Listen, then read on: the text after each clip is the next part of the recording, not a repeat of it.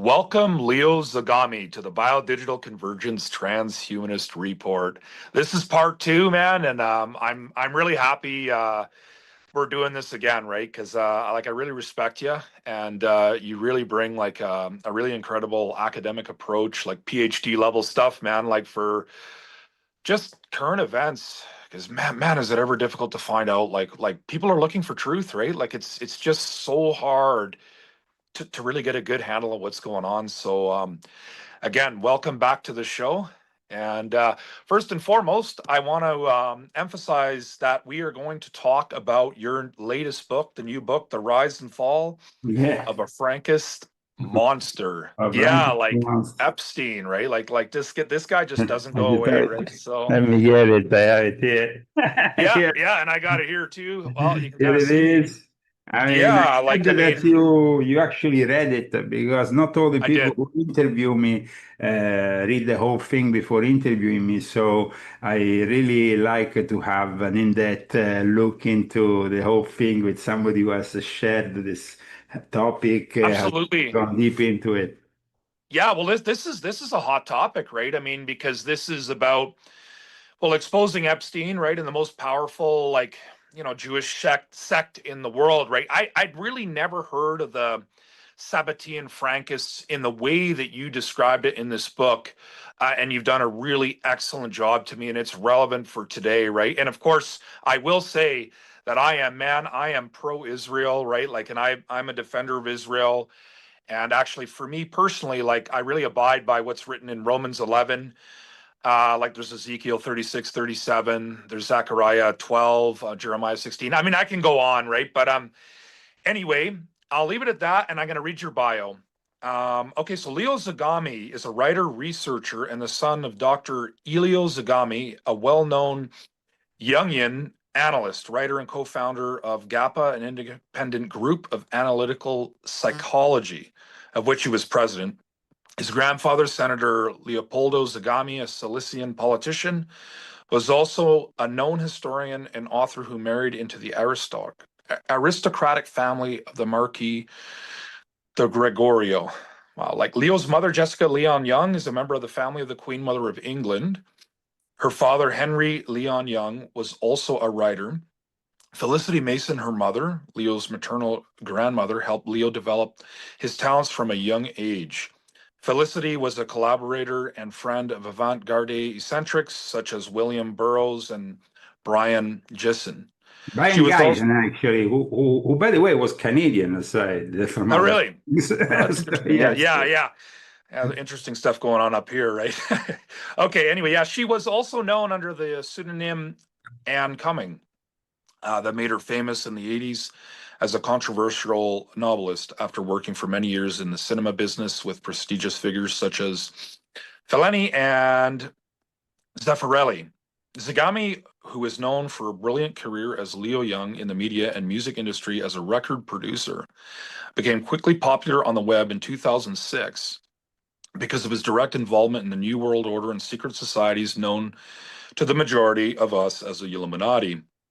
His blog rose quickly and gained attention from people such as David Icke for its accurate, fully documented, groundbreaking inside information. Between '09 and 2013, Zagami published books in Europe and Japan based on a variety of subjects that range from the history of secret societies and the Vatican to geopolitical matters concerning the New World Order. In 2013, he collaborated with well-known Italian journalists Ferruccio Pinotti and Giacomo Galeazzi in drafting a chapter for the Italian bestseller Vaticano Massoni, which was released in May 2013, dedicated to the secretive world of Vatican Freemasonry. So Zagami has collaborated with a series of articles and scopes for InfoWars and was the protagonist of a highly successful documentary made by Alex Jones in Rome called Demonic Possession of the Vatican Exposed. Leo also was one to reveal to the world on InfoWars the gay Vatican drug/orgy in the summer of 2017, which forced mainstream media to later cover the story. After publishing many books in Italy and Japan with great success, he reached the English-speaking public thanks to a book deal made with San Francisco's CCC Publishing that made Leo's first translated works available in the English language. Leo Zagami has written over a dozen books, including the bestseller Pope Francis, The Last Pope, released in the US by CCC Publishing. In 2019, Leo moved to Palm Springs, California with his wife, Christy, who runs the Cursum Perficio publishing house to avoid political and religious persecution in Europe. His latest book, Confessions of an Illuminati, Volume 12, Volume 4, Volume 5, and Volume 6.66, Volume 7, Volume 9, Volume 10, and Volume 11 were written in the English language, not translated from Italian like previous books. So yeah, that's And the latest one, because the latest one is actually outside of the Confession series. It's a new book. It starts a new process. In fact, I actually asked if you had updated your bio. I might have to send you the latest bio because okay. Okay, it's yeah, that wasn't the latest. Okay. yeah, no, because I have simply started a new course of action, having finished the Confession series with the Volume 12, as you know, which we discussed on the Yep. Jesuits.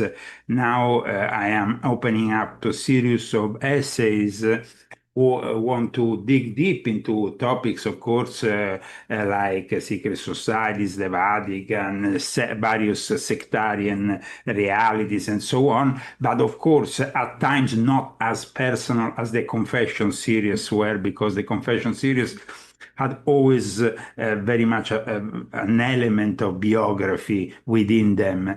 And instead, when it comes down to my latest book, maybe that element is a little bit less because it's more of an essay, as you had the possibility of reading it yourself. So just to puntualize on this thing, because you see, it's my first book outside of the Confession series.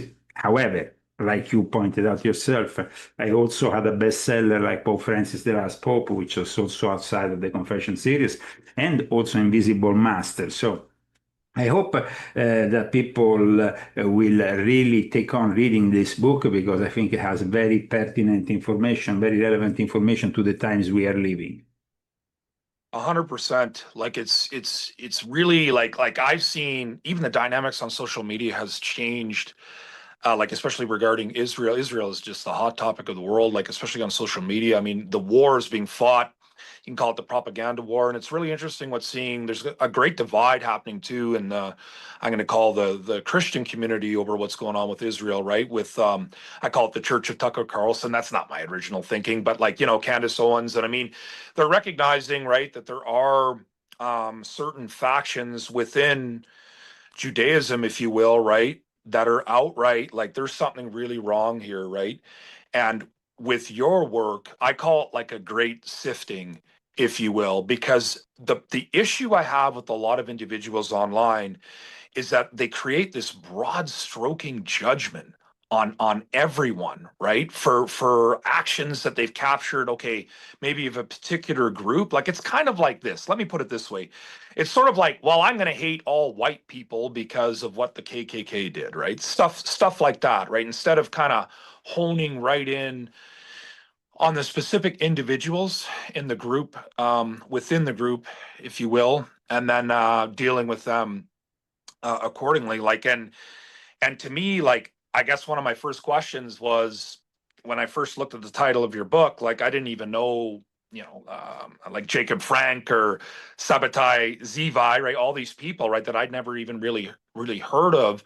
But you've really kind of pointed it out and distinguished between, like, I'm going to say, like Torah observing Jews, like the ones that would look to what was delivered at Sinai, from like how it's like this quote unquote progressivism and liberalism that turned into labor Zionism. Like I'm not the expert, right? I've just learned a lot more because of people like you, right? So I don't know if you want to weigh in, because Zionism, like again, people like talk about Zionism, and to different groups that means different things, right? I mean, so that's been like, because when I talk to an But individual, I think that, speaking with people who were actually within the Jewish community formally, religious Zionists, and have recently really changed their minds, even themselves, about certain things, because they have realized how religious Zionism was played just as an element of something that the Sabbatean Frankists created. Like you said, very few people discuss Sabbatean No. Frankism. Yeah. Even, for example, in countries like Poland, something really weird happened there because where we don't really have a lot of testimony in other countries, in Poland, where we have actually, and I state that in my book, a larger amount of, let's say, historic testimony about the Sabbatean Frankists. Even there, it seems like at one point, the Sabbatean Frankists themselves went around their own, the members of their own sect to retrieve any possible relic like the image of Eve Frank or anything that could compromise the future of these families who became so important within the elite of their own country. And this happened in Poland, but probably happened also in Austria or many other countries. So it's almost like they deliberately hid their, usually people are proud of their own ancestry, of their own religious identity. This doesn't happen with the Sabbatean Frankists because of the controversy surrounding their practices, their, seemingly orgiastic practices in reality hid a well-defined ritualistic purpose. And so for that Yeah. reason, it's easier to simply say, oh, well, Jacob Frank or his predecessor, Shabbatai Zevi, were just a bunch of perverts. But that's not how it is. They dug very much a big hole within Judaism. And that hole is still present with us today, that crack Yeah. into the system of Judaism with its rabbinical schools, with its perceived perfection since the time of Moses. So,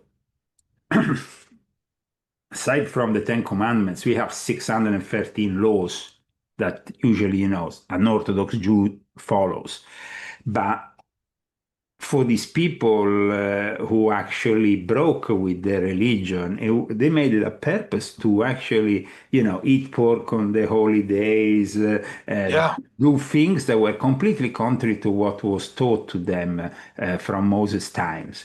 That means that in the end, we need to really understand that this book has nothing anti-Semitic about it, as you have No. witnessed yourself by reading it. And that's why I said at the beginning of this interview, I think it's important that I give an interview with somebody like you who has really gone through the book, taken his time to analyze it before interviewing me. And I applaud you for that because it's a very good thing to do as a journalist or as a researcher of sorts.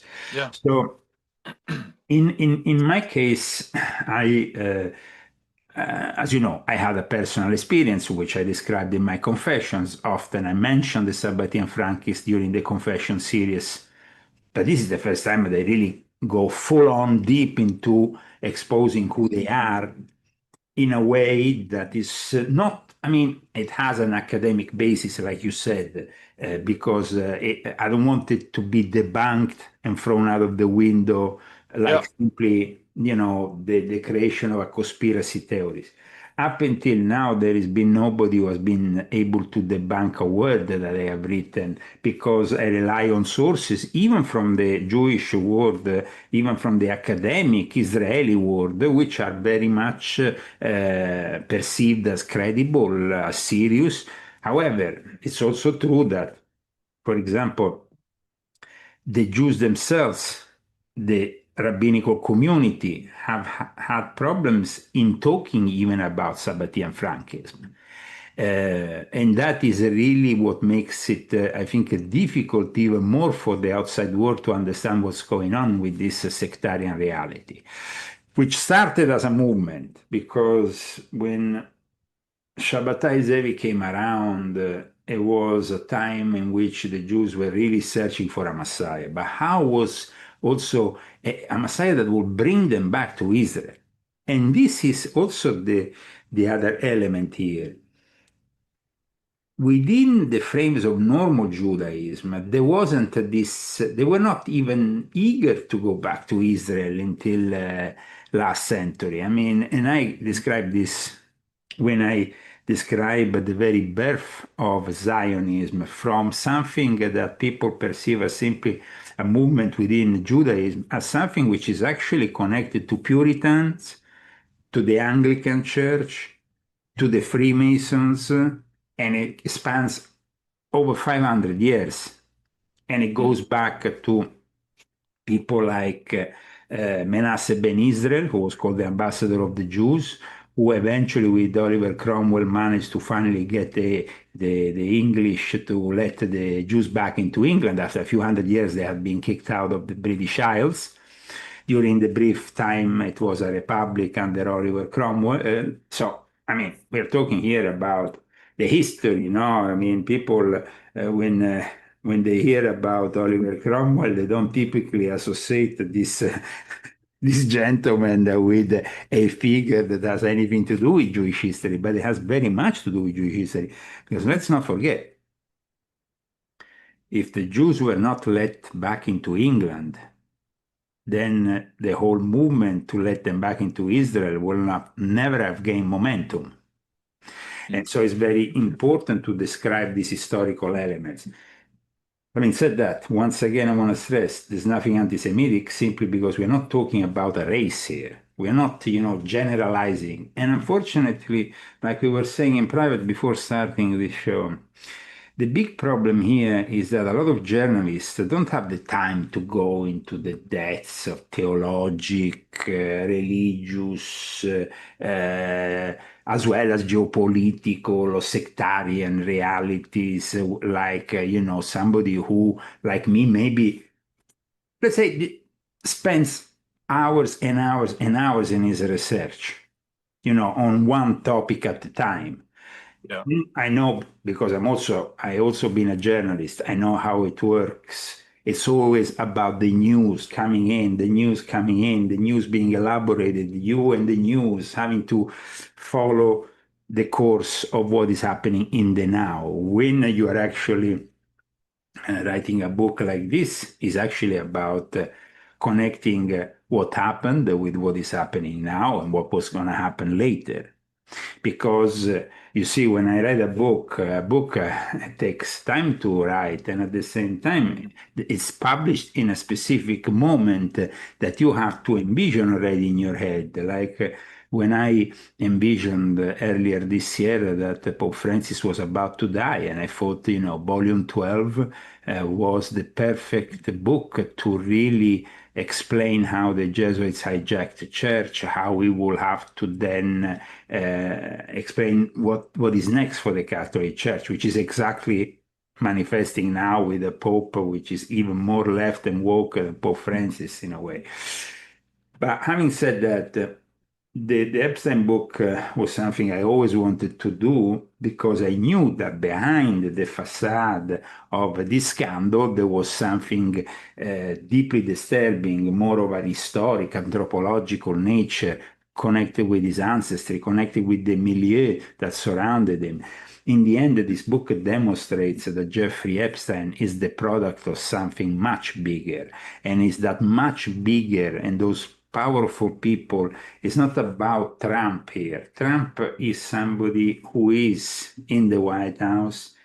And of course, once you are in the White House, you are already sitting on a lot of compromises that you have to do if you don't want to end up like a JFK or if you don't want to have your life threatened once again, like he had himself in the past. So I think that by writing this book, first of all, I want to state that, people who are watching me, who might think that the Epstein case has become a tool of the left or a democratic hoax, is not like that. And actually, this book has been out since the end of October. It's something that I finished writing, of course, in October, but I had already envisioned that by the time it will come out, there will be a lot of more discussions about the so-called Epstein files, the Epstein saga. And at the same time, of course, the synchronicity brings us also to have a movie in the theaters, Frankenstein, which itself has a heavy element of symbology and allegory to do with the Sabbatean Frankist, which most people don't know about. The connection with the golem, which was this creature created of clay that the Jews have in their folklore, and also is very much connected to alchemy, to magical practices. So in the end, here we have a state which is Israel, which, like you said, no, we personally myself, I've always been a supporter of Israel uh, because I know that it's surrounded by a lot of hate, a lot of things to do with Yeah. Muslim world. But in the end, we have to also understand that the people who were pushed to colonize Israel were the first victims of the Sabbatean Frankists. And like my friend, late friend Barry Kamish said, it is a Sabbatean state. Now that might offend some people who don't have, like you, the perception of things. So I'm glad that you had a look at the book before interviewing me, that you have also the open mind to realize that there is actually some problems here. That Yeah. you know maybe this growing Jewish hate or anti-Semitism and stuff, it's triggered from something that, and of course, then once we realize that the Sabbatean Frankist past is fueled with anti-Semitism, is fueled with pushing the anti-Semitic card every time they want to persecute their fellow Jews, because the main enemy of the Jews is the Jew. And this is, It's interesting. yeah. Yeah. Yeah. I have to highlight that I've never ever encountered anyone that was able to kind of highlight that fact the way that you've done. And I feel like what you've done is really important. At least it because there I mean, is. I think it's very important, but the problem is because in the world we are living is divided in factions, because they Yeah. don't accept that at times there is a gray area, because at times Yeah. people just want to take it the easy way. So, either they stand like a Nick Yeah. Fuentes, who is kind of, you know, even becoming an Hitler apologist. When you read this book, it becomes ridiculous because Adolf Hitler himself is a product of the Sabbatean Frankists. So, I mean, the transfer agreement was a product of the Sabbatean Frankists. That's interesting too. Yeah. Yeah. Sorry. So, Yeah. No. Yeah.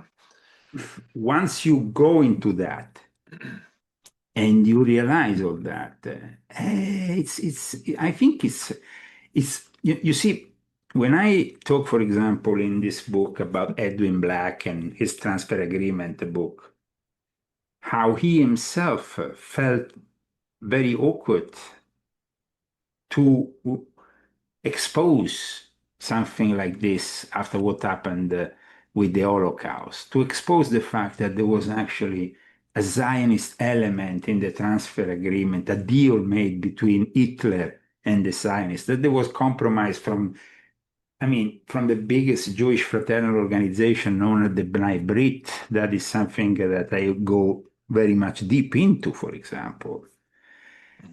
But I mean, it's like when people discuss these kind of topics, because they have an idea, it has to be this way. They go into a topic already with a preconceived mind.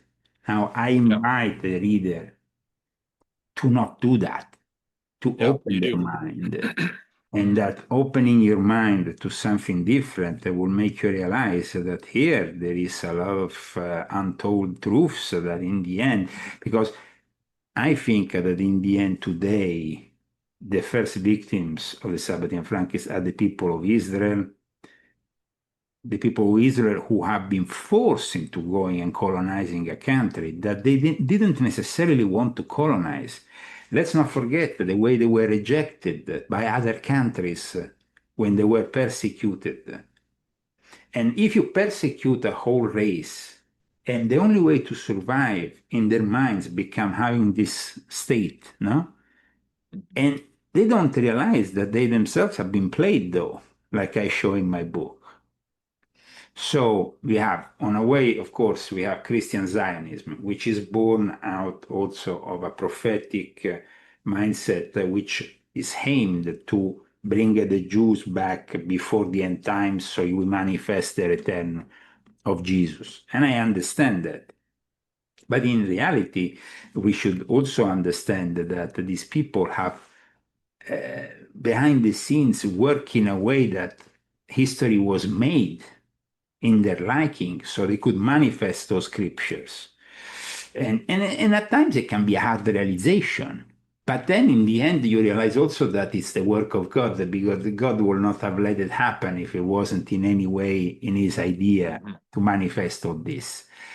To have in the end the state of Israel in the end times doing what it's doing. Um, but there is a big problem, of course, when you have the level of manipulation that we have now, and when the majority of the Israeli people don't really know much about their own history, which is another big problem. You see, I cite Jewish sources often. Yeah. And that doesn't, it makes it very difficult then for the critics to go there and debunk me because I'm not citing Adolf Hitler. I'm not citing some kind of biased source. I'm citing their own sources who are worried about the fact that in the end, they shouldn't be an Orthodox Jew, a liberal Jew, a progressive Jew, or there shouldn't be a movement that goes towards the left or on the right in Israel. There should be only one Israel, the Israel that was created when they went to the Promised Land with Moses. That and the laws that were given to them by God, when you break with that, you Yeah. are no longer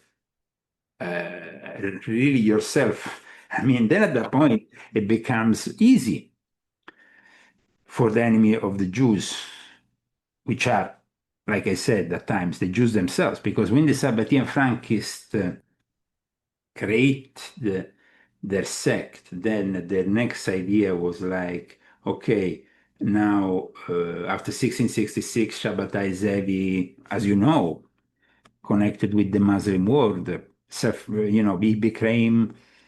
um, became a Muslim officially. Yeah. So he was rejected by a large part of the Jewish population at that point. And that is the moment in which it's no longer a movement, but it becomes a sect, because Yeah. before it was more than half of Judaism worldwide that recognized him as a Messiah. The moment in which he goes there because of the Sultan who imposes him to accept the Muslim religion of having himself, of getting killed, showing also weakness, by the way, because I think that if Shabbatai Zevi was a real Messiah, like Jesus, he would have said, okay, kill me.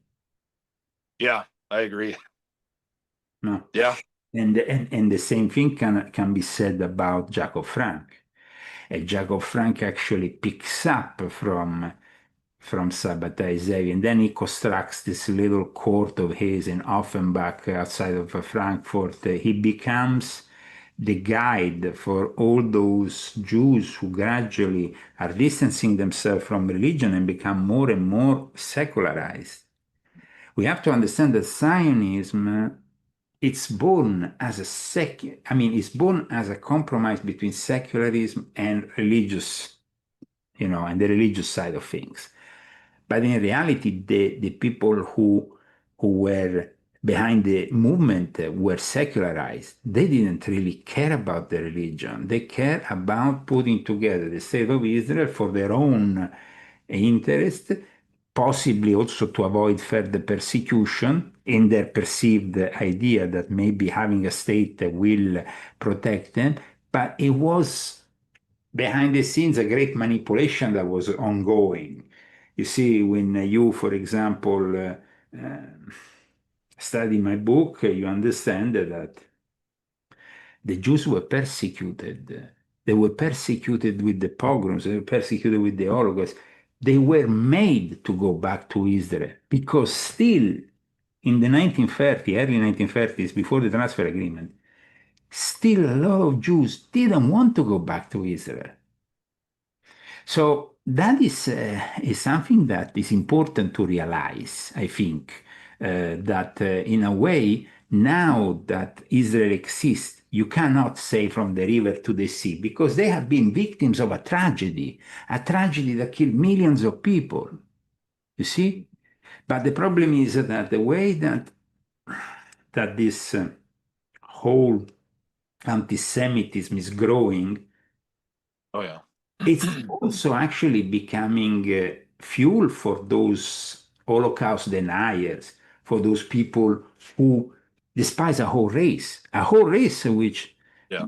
didn't, I mean, a whole race that is victims to these people, like the Rothschild, like the Schiff, like all the various banking families that then we discover from this book were behind Jacob Frank from the very beginning. That's why he Yeah. made his headquarters before the end of his life in the proximities in what is considered part of the Frankfurt metropolitan area, which is the home of the main banking families of today's banking system.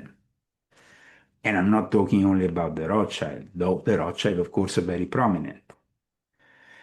So when we have Jeffrey Epstein in all this, Jeffrey Epstein is a manifestation and a creation of today's Sabbatian Frankists that very much we find not only in politics, they're very abundant in politics, but we have them abundant especially in Hollywood, where they have promoted for decades a complete a vision that is completely antithetic to the Mosaico-Sinaic laws.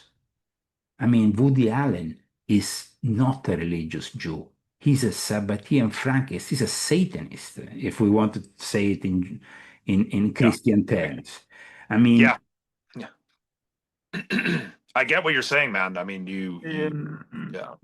so it's like, I mean, we have Steven Spielberg, we have all these people who are have imposed, of course, their own views, but at the same time, if you dare criticizing them, you are anti-Semite. Now, I want to be very careful about. Yeah. In fact, at one point in my book, I say to You the do, yeah. I directly say to the ADL, if that's your idea to brand me an anti-Semite, remember that this book relies on your source, on sources which are not, you will not be able to debunk so easily. In fact, I think that what's happening now with this book is that they want to ignore it. They don't want this book to have any relevance, especially they don't want this book to appear in Israel. Right. There Yeah. is an amount of, I mean, like I said to you, there is in private also, there is Jews who are accepting this book, people from the Hasidic community. This is of great joy for me, it's a great, Yeah. but they're also noticing that there is a lot of resistance. Mhm. And so, because this book is saying some truths that are demonstrated by the fact that I have, as you know, at the end of the book, pages and pages and pages of citations or Yeah. footnotes. So people can continue the research, but they can also verify if my information in any way is not That's correct. right. So, and I think that what they're trying to do at the moment is to ignore it. Yeah. Which I don't know if that's going to be so easy in the long run, because this book might now be, no, I mean, it went number one in history of Judaism and many other categories related to Judaism on Amazon. It has a, you know, uh, good reviews up until now. People seem to appreciate it and all that. There is no criticism. But at the same time, I noticed that, for example, big names like Alex Jones or other names want to just ignore the whole topic simply because then it falls into the whole political shenanigans that is going on with Trump now. Yeah. Now, having said that, Trump, like I said in the book, might not necessarily be involved in any criminal activity. But unfortunately, the people who are part of the establishment that Yeah. is financing both the Democrats and the Republicans and everything in Washington, well, they are very much part of this whole. They don't want this. I mean, they have been avoiding this discussion. I mean, I don't want to make names. I had a big guy from a very prestigious show who contacted me, wanted, but then at the last minute he canceled. And this has happened over and over in the last few weeks. Mm. It's like, yes, there is people who have courage to go forward, but there is also people who are fearing that, being associated with this book would put them in the anti-Trump category. Now, you read this book. I don't think there is anything anti-Trump No, about this book. no. I mean, it's very fair. Like if you're gonna pursue truth, like you, I mean, the work you did too with the Jesuits, like the things that you're not just going after, like it's not you do it right. And I'll say that with all my heart because the way that you do it is right. And to me, like if you're like a soldier for God, if I can put it that way, that's what you do. And you're not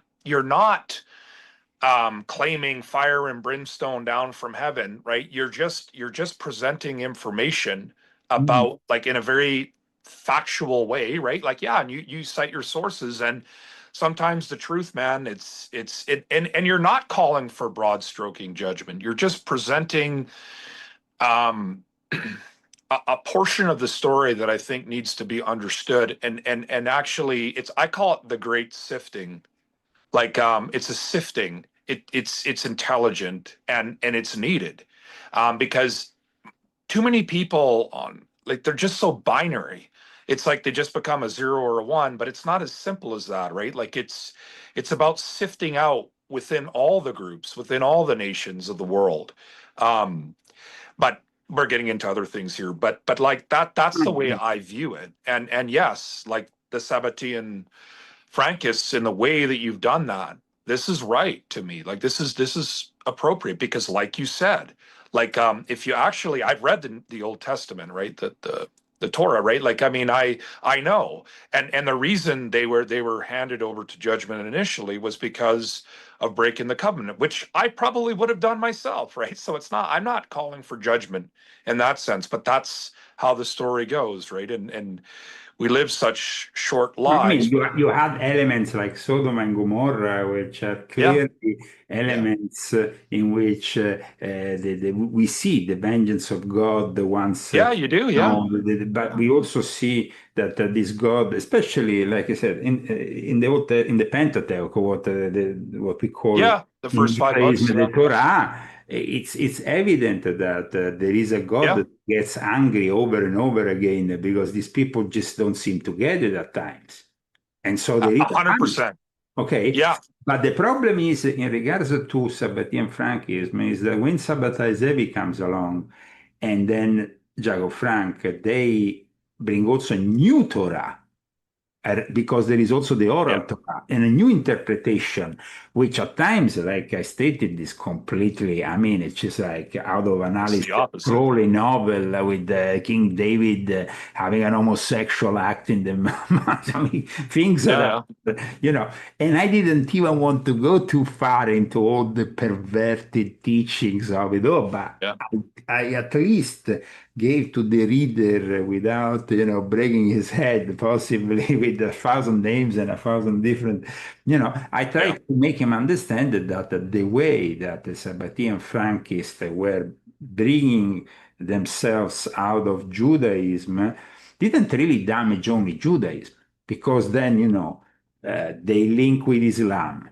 Then you have Shabbatai Zevi, who at that point creates the Dommeh, which are these crypto Jews who claim They are Muslims outwards, but they continue to practice indoors their own form of Sabbateanism. And then you have the in Thessaloniki, Jacob Frank arrives, and then you had Baruch Russo, who was the second guy who claimed to be after the death of Shabbatai Zevi, the guy who claims to be the reincarnation, and after him, of course, is Jacob Frank. But Jacob Frank doesn't really want to keep himself simply within the Muslim Ottoman Empire kind of, he wants to go beyond that. He wants to go into the Catholic world. He wants to create this Edom, this new way of viewing the Shekinah, which is like viewing the Virgin Mary, and he creates like this worship of the Shekinah or Shekinah, however you want to pronounce it, which is very much the worship of the Virgin Mary. In fact, he associated with the Holy Mary of Czestochowa, which is also very, as I described, a very important connection to Ghislaine Maxwell and Jeffrey Epstein, because then this book is also about them. It's also about going into why is Ghislaine Maxwell so revered by this sect that she's not being killed, she's being treated like royalty within her own prison. When you read this book, you realize that she had a role. She wasn't just this, the daughter of Robert Maxwell. She was the daughter of somebody who, of course, was part of this sectarian reality that had been hidden at this point. See, the problem with contemporary Jewish scholars is that they have not been able to trace links at times with, where this Sabbatean Frankist ended up, simply because, like I said earlier, traces were deliberately taken away so that people couldn't, if I went into a house of a Sabbatean Frankist family and I saw the image of Jacob Frank or Yves Frank or Shabbatai Zevi, I would automatically say these people are not traditional Jews, they are something different. Yeah, that's right. But instead they omitted all that, but they taken that away. They actually deliberately went from house to house to take away that evidence. And then when this evidence was found by outside people, it was very rare and scarce.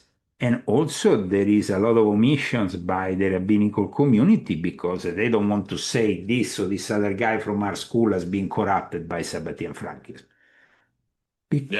Because it's a little bit like, make this parallel, is a little bit like the popes and the cardinals. If we go into the history, for example, Pope Francis, in his episcopal consecration lineage, we find Cardinal Rampolla.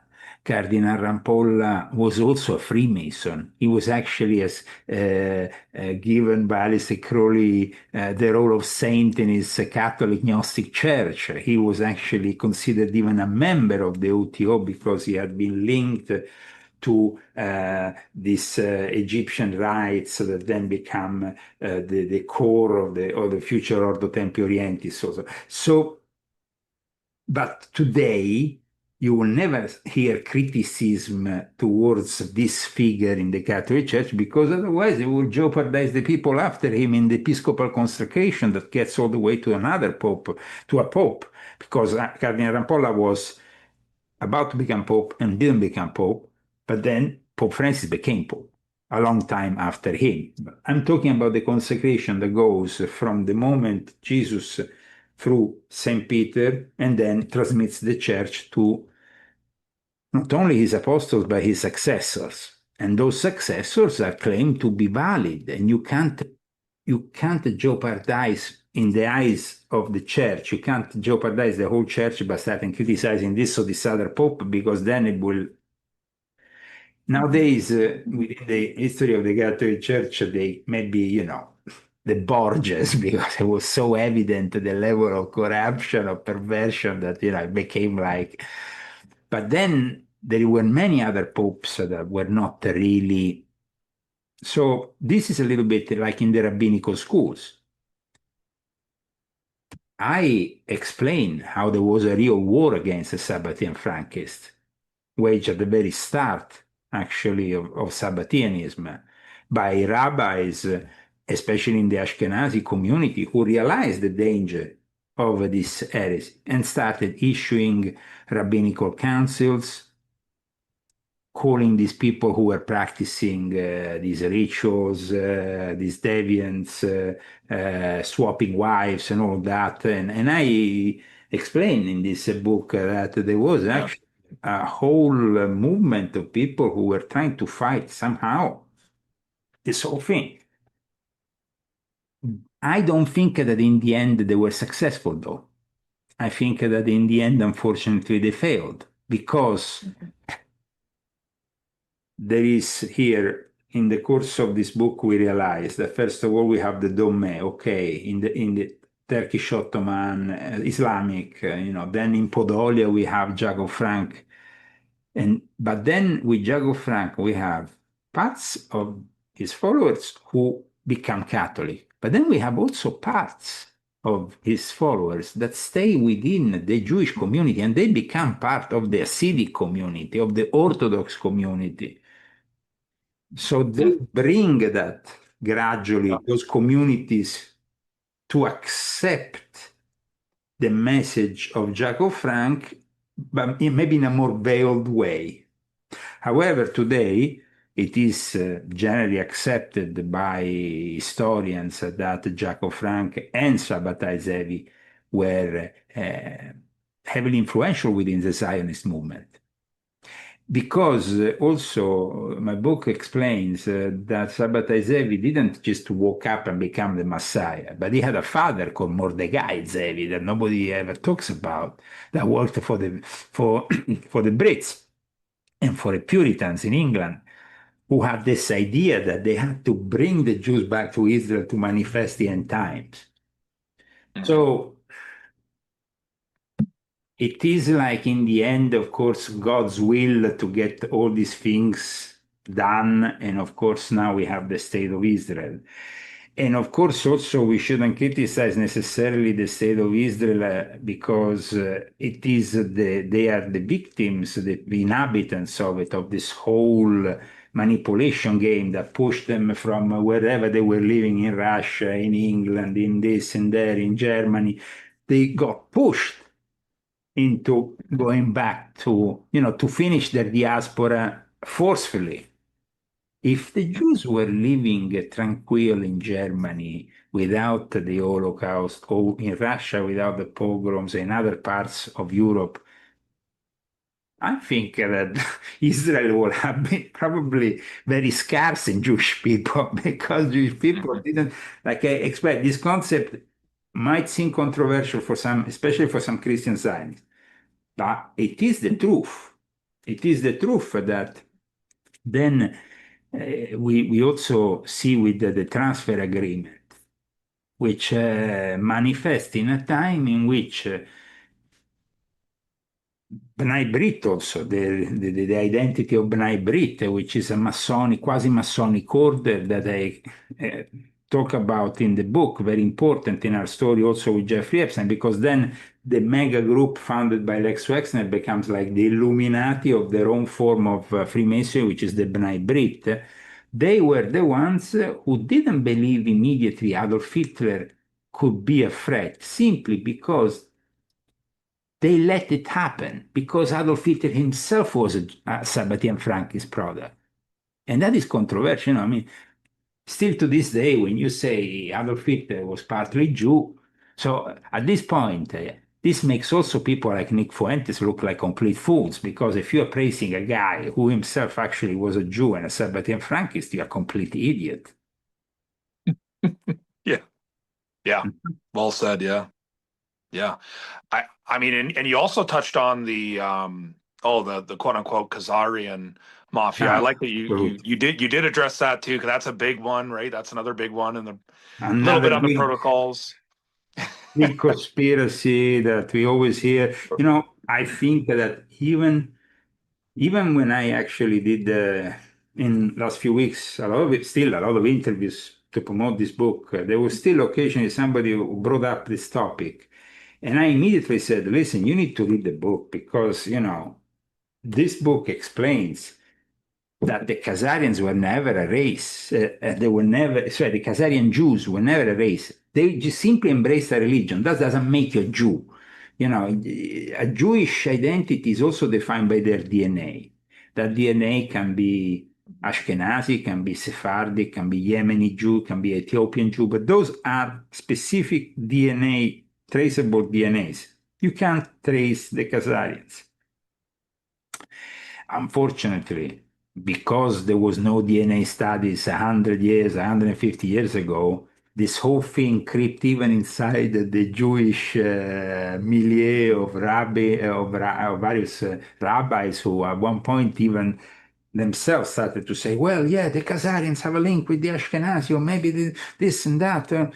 Yeah, the theories Nowadays, started. Yeah, nowadays it's all been debunked. The Khazarians, it was a beautiful country that did a diplomatic move to, instead of embracing Islam or Christianity, finding themselves squashed between these two realities because yeah, they were yeah, literally squashed by these two realities, geographically speaking.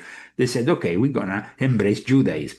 So then we're not going to make anybody upset. We're not going to make yeah. the Christian You- upset. We're not going to make the Muslims upset. We're simply going to say we are Jews.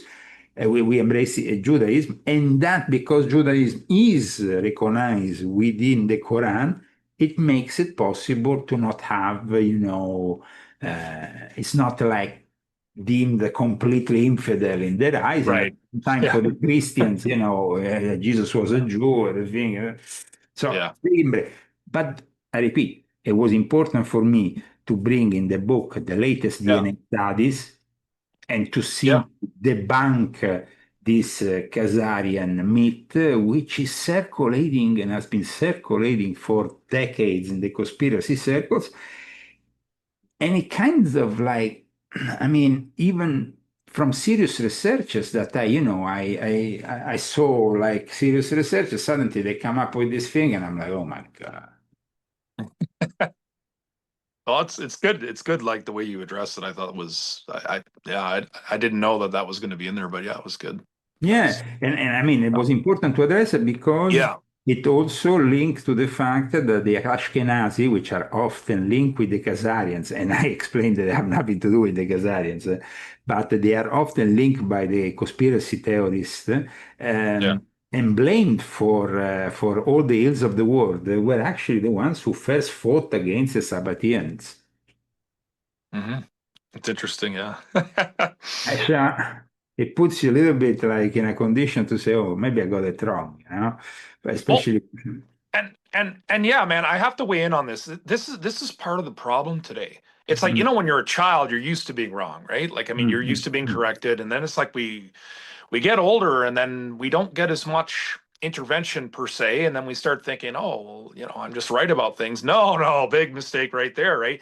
Most people, no, it's just you don't have that corrective force like working in your life as much as when you did when you were a child, unless you know how to come to what I'm going to say evidence-based conclusions. Like to me, I feel like your way of thinking makes sense. At least you can create, well, when you write your books, you can tell us why you make the statements you make, or explain why you've come to these ways of thinking. And I mean, I think that's how the mind should work, not Yeah, just and I, like, and I tell you, yeah, for many years, I had people saying, oh, Leo Zagami is a Zionist. Oh, Leo Zagami is this because he likes Israel, but at the same time, he's talking bad about the Muslims.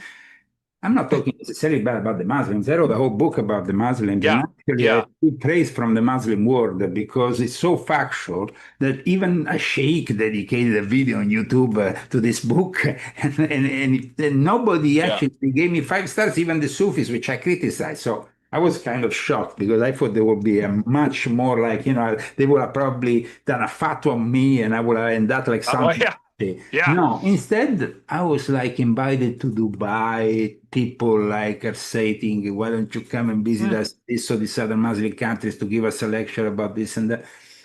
So that was kind of surprising. Um, but even with this book, I have problems in promoting it because it's hard for people to digest the whole thing with their binary mindset. And Yeah. and of course, it has also the Sabbatian Frankist element, which is connected to then the promotion of this protocols of the Sages of Zion. What happened later on with the protocols became, current, reading and material of study in most universities in the Middle East or in Iran or in other places. So, I mean, it creates then that hate element Yeah. that A we see. 100%.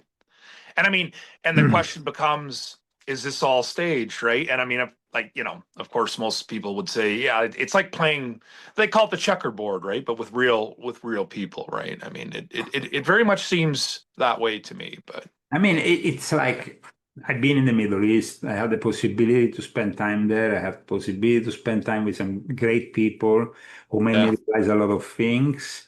I talk about it also in Volume 10, of course, especially in Volume 10 because it's more part of the confession series. So it's like, uh, but having said that, my experiences with all three the Abrahamic faiths have not only been purely academic, they have been also a very personal nature.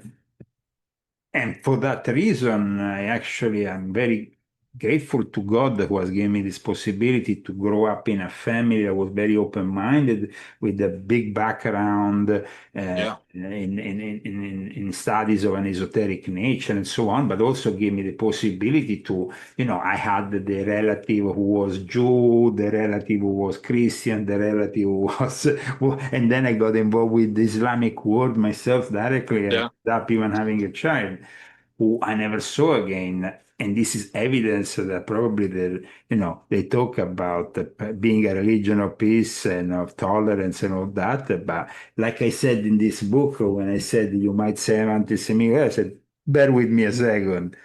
My personal story proves that I am not a friend person of no, the Muslims. that's But having said that, I'm not also a bigot who criticizes everything without taking what is good in those, yeah, 100%. teachings, those because I saw some beautiful things in the Muslim world that I liked, and I think that the Muslim world has also influenced very much.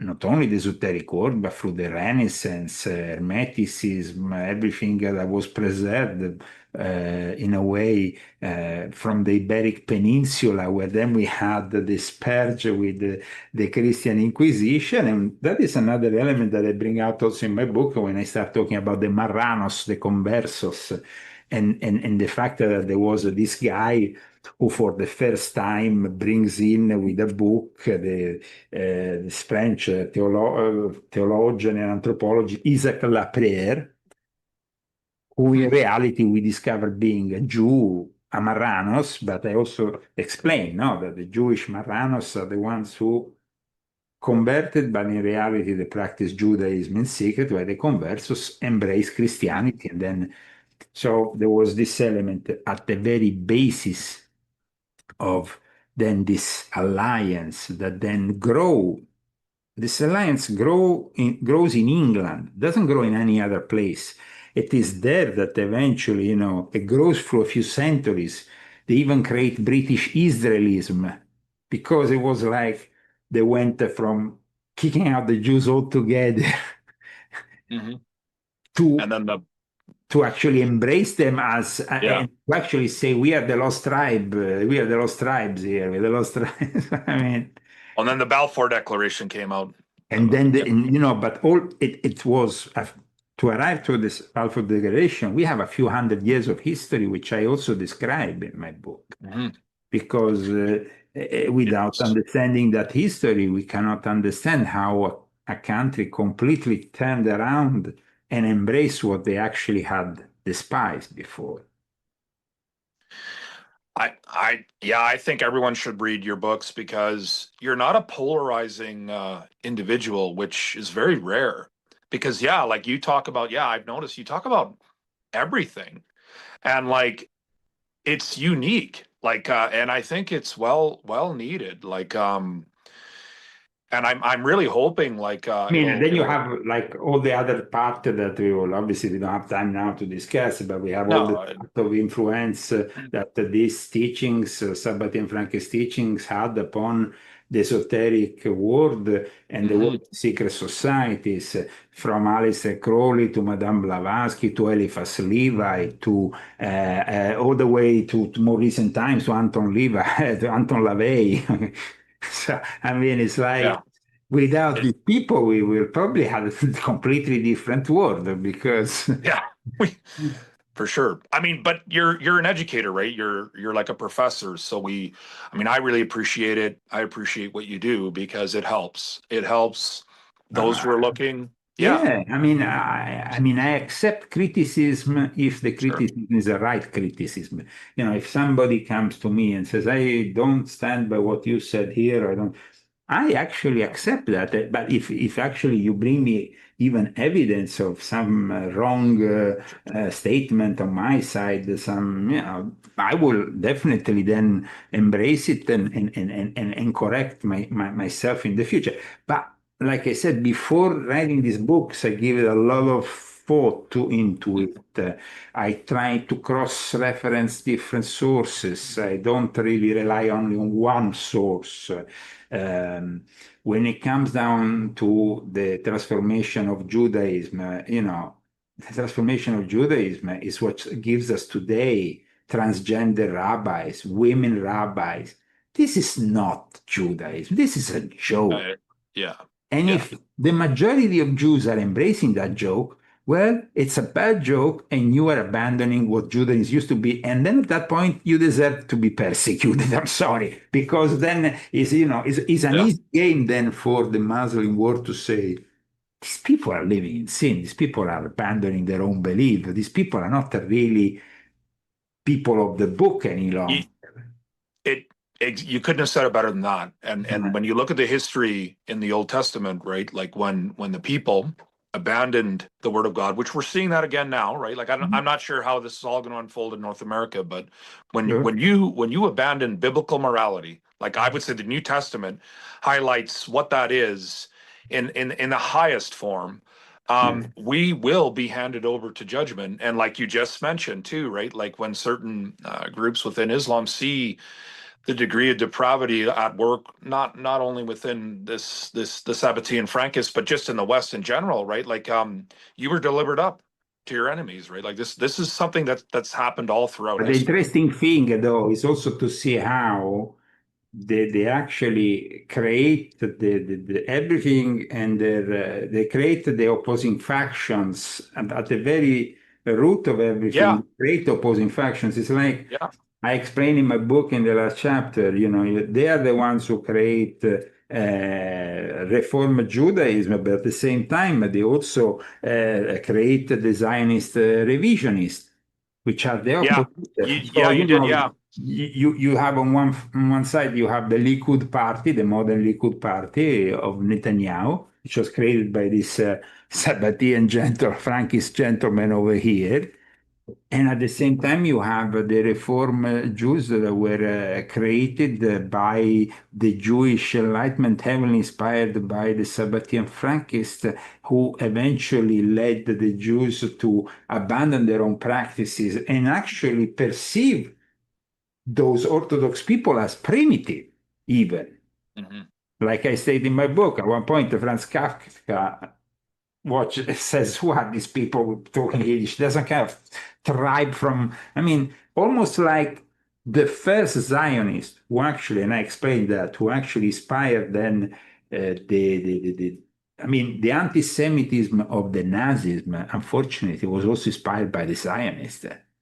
And yeah, that is, I mean, it's, of course, once you read, you understand, the evolved Jew will say, wow, okay, I realize this and I appreciate what you are making me learn here. But the yeah, superficial person, even in Israel, will say, no, no, no, you know, yeah. because, I agree. and so um, I find myself to these days with very few evolved Jews evolved Israelis who have the mindset to understand that this book is like denouncing the Jesuits for the Catholics. It's like denouncing, Exactly. know, Yeah, a hundred or, percent. for example, in Islam, denouncing those sects who have deviated from whatever was the initial path of Islam into some, in a variety of. But then we see, like, even even the first the schism in the Islamic world was created by a Jew called Saba who Mm. created the Shia Muslims who then became the main persecutors of what? Of the Jews. So then it becomes, and who was Adolf Hitler? He was also, then you understand that the real enemy of the Jew is the Jew, because then Anton LaVey, what does he say in his statement? He says that for him, the ideal Satanist was the satanic Jew, like Yeah. him, like Marilyn I, Manson. It becomes a problem, but yeah. if you don't have that self-criticism, that capacity of accepting that you have done mistakes, that you are not the perfect race, that you shit gold here, or that everything is Yeah. perfect that you do, A no? hundred percent. I Because mean, otherwise Moses would not have come down the mountain and got really angry and broken the whole, and broken the yeah. thing when he saw these people worshiping the golden calf. I mean, that was Yeah, the right away, right? beginning. Yeah. Even after all the power. Yeah. I mean, even after that demonstration of power. But yeah, no, you've done an excellent job, Leo. Like it honestly, I would encourage everyone to really get into the things that you're talking about, and also that you confess, Jesus Christ as Lord and Savior, right? I mean, that's powerful, man. Like the things that the way that you write, it's really really valid for today. Like, and I point people to you because you've done the work, and you need to be given credit for that. And in the war, right? I call this the battle for souls, if you will. But Thank you so much. Thank you so much. yeah, no, I mean, I mean, the fact that today we are in a situation politically and religiously where yeah, everything is so confused when we yeah, actually have the possibility, if you have a clear mind, to access all the information which would have been impossible 100 years ago.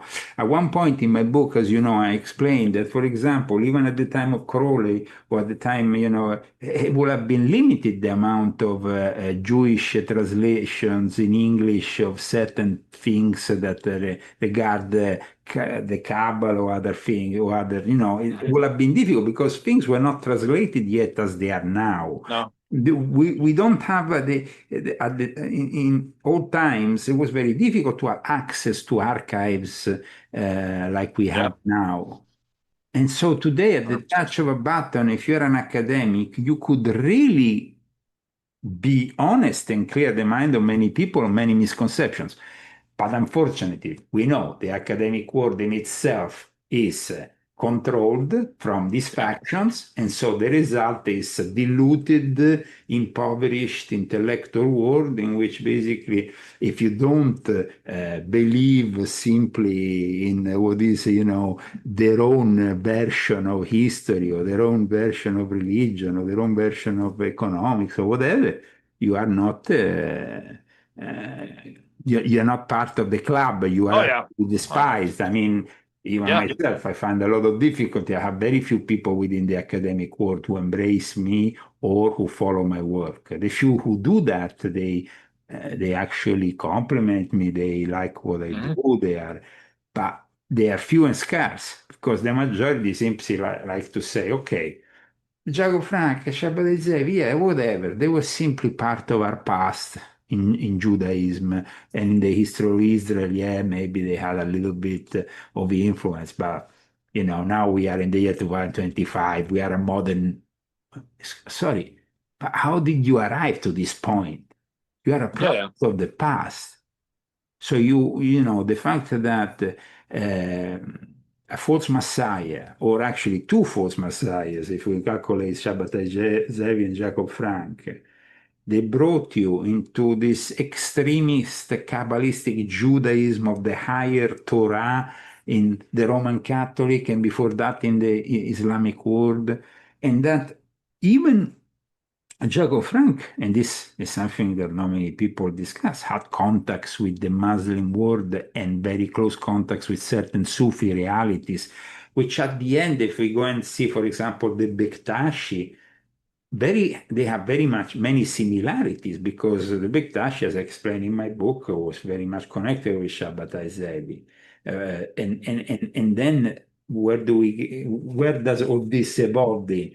It evolves in the creation of Nazism by Rudolf Hossenbotten, the founder of the Thule Society. And then, suddenly we find ourselves with Sabatier and Frankist being involved in the very foundation of Nazism. And of course, these are uncomfortable truths when you want to depict Yeah. the world in white and black. We are the good, we are the bad. Yeah, that's right. But it's just not that simple. Yeah, It's like not that simple. no. And I just want to highlight too, yeah, like I recommend people reading this. I don't know if you can see that. Oh yeah. Actually, no, it's not showing up. It's volume, That's yes, your I'm going to show it, volume 12. volume 12. Yeah, yeah, yeah. No, that one, yeah. It's another Highly great recommend book. that too. Everything he's written, I think anyone that's interested in knowing what's really going on, you got to read this guy's work because I don't think anyone's done anything quite like what you've done. So and I feel like your motive of intent is right. That is huge. That's the real riches to me, even though like you might not see that material gain, but it's the real riches that you will not. It's like, yeah, when you leave this world, man, it doesn't, it's like I don't have to tell you this, but like the real wealth, sometimes, yeah, we do suffer in this lifetime now, but the real riches you're building strong, right? So Absolutely. But in fact, just to close down this whole yeah, interview we'll with wrap it up. maybe an interesting thought, my late friend who was a Kabbalist, Ari Benun, once told me, Leo, it's great to be a writer because we can become immortal through our writings. This will Yeah, project us in the immortality. And as I remember him, because I was probably the last time with him, like maybe 10 years ago, then I didn't saw him anymore. He died, of course, as he was probably he was old, but I remember that he was a bit of a transgressor himself, when he goes into the fridge and eats a piece of prosciutto, and that is not very kosher. But you see, it's like I met also good people who had the Sabbatean Frankist background. I didn't meet only bad people. I have to admit that there is also good people in every background. So I even met those transgressors of the Mosaic or Sinai Law who were, good people. You could actually engage yeah, in a good conversation with them. And, and they will put a smile on and they will actually put you in a good mood because they were not aggressive in the way they yeah, were putting through their yeah. thing. However, I understand that abandoning the path of your own faith leads Mhm. you to an uncertainty and that, you know, we should never leave the path of our ancestors, and we should I always agree. cherish what they have done for us. And of course, if the Sabbatean Frankists have these ancestors who have committed an untellable sins and a deviance from the Mosaic laws and all that, I understand that that is very heavy. But maybe they should, instead of continuing to be more deviant and to continue bringing this world into the wrong direction, maybe they should admit their sins. Yeah, And that's the start, right? Yeah, uh, yeah, uh, yeah. maybe a Well, change for once. absolutely. Well, thanks a lot, Leon Sagami. We really appreciate your time, man. And All the best. yeah, And, people can find you at leosagami.com, right? On yeah, with all my X. latest articles, of course, Yeah, get my latest book, which we have discussed today, and all yeah. the other books we have cited, if you don't have them already. And we see each other then for the next maybe literary work of mine. that is already in the works, at Yeah, least in my 100%. head. As soon as I get down to it, then it Yeah. takes a few months, but I guess that by next year, maybe We have another shot with a new book. For sure. Yeah, man. I appreciate you. I respect your work, and thanks a lot for your time again, Leo. You God have a good bless night. you. Take Yeah, care. see you. Bye. Bye now.